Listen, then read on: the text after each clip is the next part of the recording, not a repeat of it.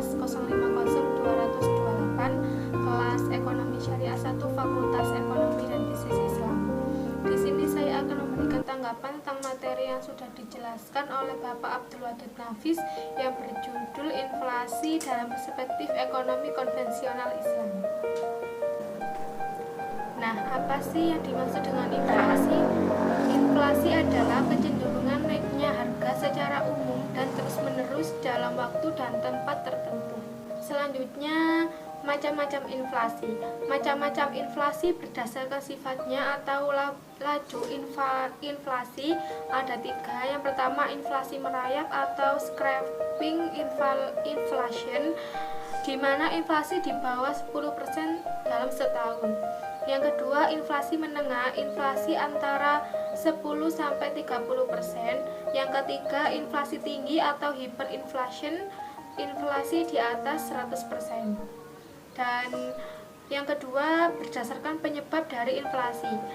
Yang pertama, inflasi permintaan. Inflasi ini timbul karena permintaan masyarakat akan berbagai macam barang terlalu kuat.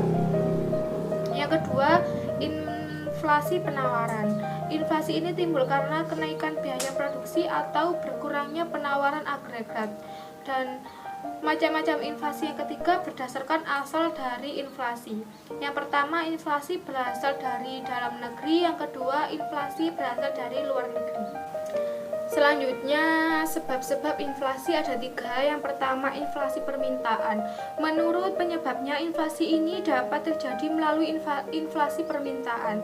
Permintaan akan barang oleh masyarakat terlalu berlebihan.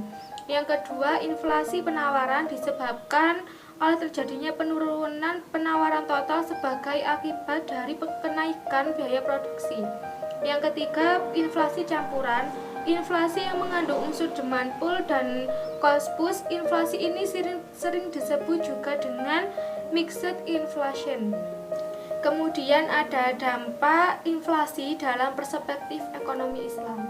Yang pertama, menimbulkan gangguan terhadap fungsi uang, terutama fungsi tabungan atau nilai simpan, fungsi pembayaran di muka, dan fungsi unit perhitungan. Yang kedua, melemahkan masyarakat menabung. Yang ketiga, meningkatkan kecenderungan belanja, terutama barang-barang non-primer atau mewah.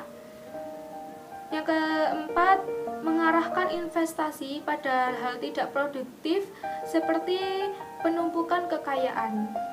Yang terakhir ada solusi untuk mengatasi inflasi dalam ekonomi Islam, yakni dengan yang pertama, kebijakan fiskal guna menciptakan stabilitas ekonomi, tingkat pertumbuhan ekonomi yang tinggi, pemerataan pendapatan.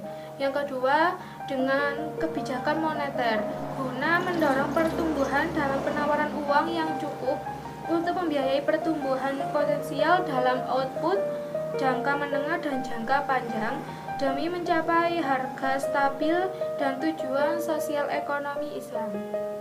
Sekian itu saja tanggapan dari saya. Apabila ada salah kata mohon dimaafkan. Terima kasih. Wassalamualaikum warahmatullahi wabarakatuh.